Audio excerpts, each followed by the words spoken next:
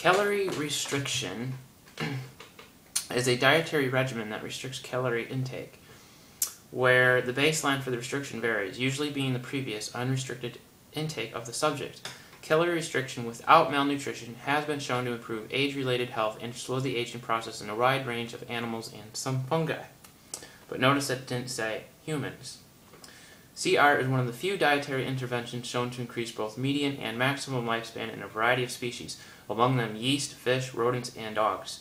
There are ongoing studies on whether CR works in primates, on its effects on human health, and on the metabolic parameters associated with CR in other species. The results so far are positive, but the studies are not yet complete due to the long lifespan of the species.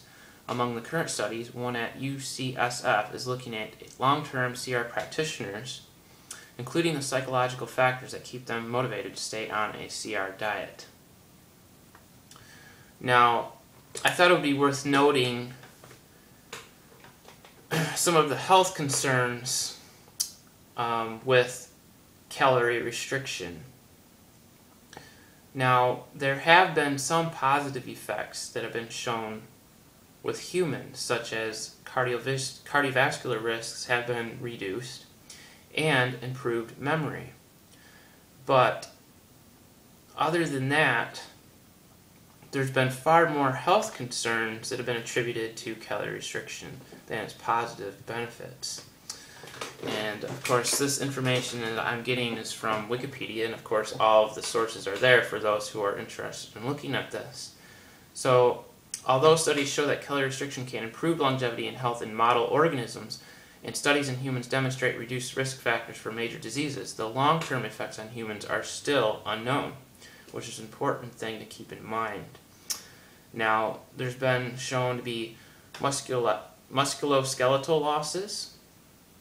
It says, in addition to the benefit, short-term studies in humans report loss of muscle mass and muscle strength, and reduced bone mineral density. It says several studies revealed that dieters who restricted calories for 12 months had lower muscle mass and a reduced capacity to perform exercise compared with those who lost similar amounts of weight from exercise alone. Another study concluded that those who lost weight with the help of CR diets are more prone to develop a loss of bone at the level of hip and spine, the area most at risk for bone fractures. Some specialists say that minor mineral losses can be prevented with supplements of vitamin D and calcium. Also, low BMI, high mortality, a non-issue. CR diets typically lead to reduced body weight, and in some studies, low body weight has been associated with increased mortality, particularly in late middle-aged or elderly subjects. One of the most famous of such studies linked a BMI lower than 18 for women with increased mortality from non-cancer, non-cardiovascular disease causes. The authors attempted to adjust for confounding factors, cigarette smoking failure to exclude pre-existing disease, and others argued that the adjustments were inadequate.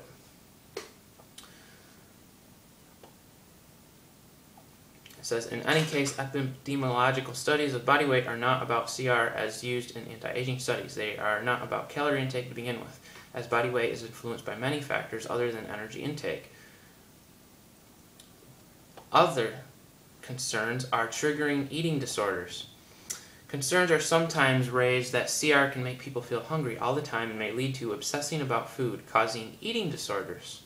However, a controlled study of human CR found no increase in eating disorder symptoms or other harmful psychological effects, in line with extensive earlier research. In those who already suffer from a binge eating disorder, calorie restriction can precipitate an episode of binge eating, but it does not seem to pose any such risk otherwise.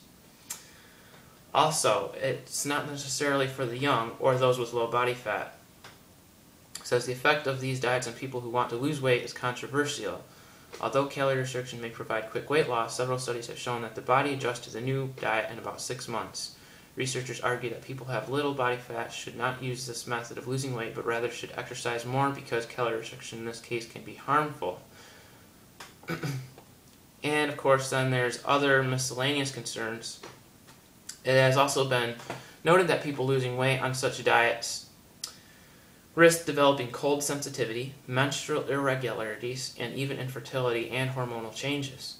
Moreover, calorie restriction has been reported in mice to hinder their ability to fight infection, and some evidence suggests that in patients with amyotrophic lateral sclerosis, calorie restriction accelerates the onset of the disease.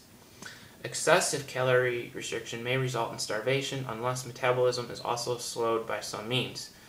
CR should not be confused with anorexia nervosa or other eating disorders. If such a pattern is repeated for prolonged periods, the body may burn lean tissue, including but not limited to muscle and collagen, along with its remaining fat reserves. The combination of starvation and the associated lethargy and decreased physical activity can result in muscular atrophy, reducing quality of life. Beyond using lean tissue as energy source, the presence of catabolic hormones such as cortisol and lack of anabolic ones such as insulin disrupt protein synthesis, amino acid uptake, and weakens the immune system. Commenting on a study where CR showed generally positive effects, one researcher warned that it is possible that even moderate calorie restriction may be harmful in specific patient populations, such as lean persons who have minimal amounts of body fat. So, basically the bottom line is that for a human going on calorie restriction, you're more or less a guinea pig, because there's not enough studies showing the long-term effects of doing such a thing, and also considering the fact that when you restrict your calories, you're going into a catabolic phase, which means your body is basically breaking down. So if you're someone that wants to build up your body and increase lean muscle mass, then you want to be in an anabolic phase. And so if you're thinking you're going to go do calorie restriction, forget about the anabolic phase, because it's just not going to work. And like it's been shown before, losing bone mass is not good when you're younger, because then when you get older, you're going to be really suffering for the types of things that you did when you were younger.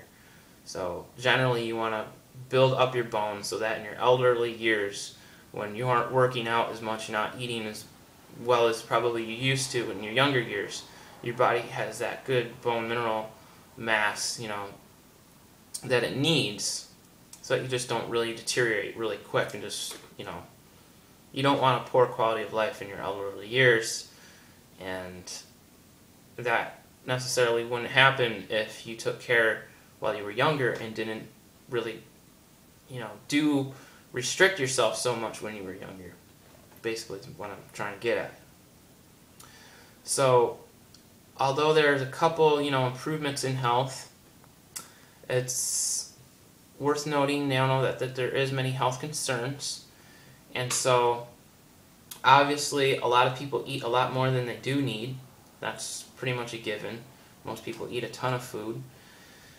And, again, it just goes back to that whole principle of, not being a glutton, eating what your body needs, eating high-quality food, but for someone that's going to get a notepad, and write down all their calories and be so obsessed about how much food that they're eating, I think that's ridiculous. That's insane.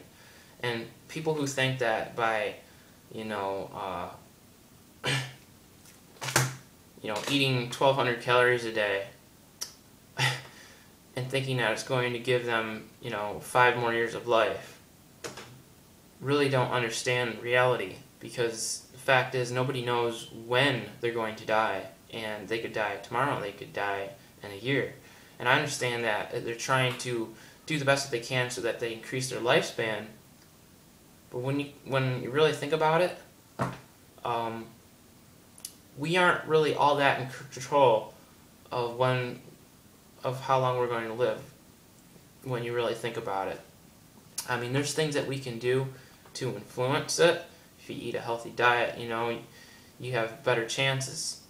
But, nevertheless, people put all of their time and energy and effort into trying to increase their lifespan by 10, 20, maybe 30 years? For what? For what? Because you're still going to die. And will you still have the same type of quality of life if you weren't restricting your calories? And who's to say that if you don't restrict your calories that you won't live just as long? So these are things that you really have to think about when considering going on something like this. But for the average person, they haven't even thought of or heard of calorie restriction. And let's just get back to the basics. You eat a whole foods, natural foods diet. you'll be okay. Your body will do what it has to do. You'll live a long time, you'll be happy, and you won't be stressing out about, oh my goodness, I just ate 3,000 calories today. That's going to knock a year off my life. You know, ridiculous things like that. So, I find that so many times people want to put humans in a box and say, you got to do everything exactly this way. You can't eat meat because of high IGF-1. You got to eat calorie restriction. You got to do this, and you got to do that, and you got to do this, and you got to do that. And if you don't do it this way, then you're not going to live to be 90. You're not going to live to be 100. Or you're not going to be as healthy as I am. You know, a lot of these people have a very self-centered attitude, okay?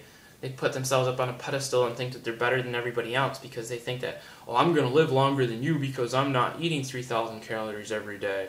Or I think I'm better than you because I'm not accelerating the aging process. But they forget about all the other processes that happen in the body, and they don't take into account all the different nutrition that the person's getting on a daily basis, because everybody's different. Everybody's eating different things. And then considering the fact that nobody knows the day that they're going to die, and there's just so many factors, it's beyond comprehension to try to put everything into a box, and that's what a lot of these people are trying to do. So, the bottom line on this is that just eat what you need on a day-to-day basis. Don't be writing numbers down in notebooks. Just eat a natural whole foods diet. Chill, exercise, have fun, be happy, and stop worrying and stop stressing. And, you know, spend time with your family and friends. And don't be so focused and self-absorbed with yourself and how much you want to live to be the longest or how healthy you want to get. Because all that is self-centered. Instead of putting all this time and energy into yourself, spend time creating videos or helping other people or educate other people. Give your time to help others instead of putting all this time and energy into yourself. And you will be healthier. And you'll be rewarded for that. But if you're going to be so self-centered and all that, I don't see that any health benefits in that. So, this is just, again, this is all my opinion, my thinking. So, you know, just eat sensibly. Eat what you need. And, you know, if you go beyond that, I think most people know that you won't feel good. You know, a lot of people know if they eat too much, they get stomach cramps, you know, they feel tired and whatnot. Basically, a lot of this is just common sense. It's natural instincts, but unfortunately, people don't follow their natural instincts anymore. They let studies and other things dictate to them how they should live. And that's something else that I'll talk about in another video. So, if you like this video, please like, favorite, and subscribe.